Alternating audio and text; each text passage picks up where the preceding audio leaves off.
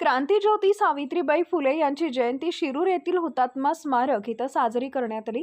यावेळी नवनिर्वाचित नगरसेविका तसेच नगरसेवक व शिरूर पोलीस स्टेशनचे पोलीस निरीक्षक संदेश केंजळे यांच्या हस्ते प्रतिमेला पुष्पहार अर्पण करून अभिवादन करण्यात आले।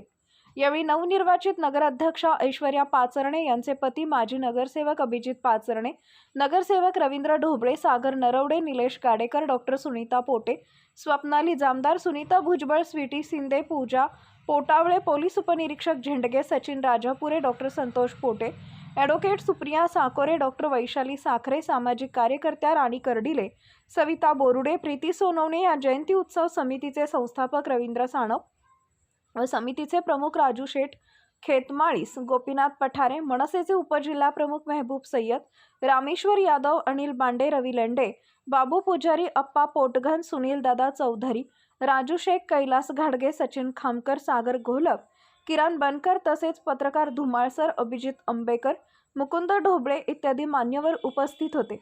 अनेक मान्यवरांनी सावित्रीबाई फुले यांचा जीवनपट उलगडण्याचा प्रयत्न केला। शिवशाही न्यूज प्रतिनिधी फैजल पठाण, शिरूर। ताज्या घडामोडी जाणून घेण्यासाठी शिवशाही न्यूज यूट्यूब चॅनलला सबस्क्राइब करा। आपण हा व्हिडिओ फेसबुकवर पाहत असाल तर फेसबुक पेज फॉलो करा आणि शिवशाही न्यूज.com या आपल्या वेबसाईटलाही भेट द्या।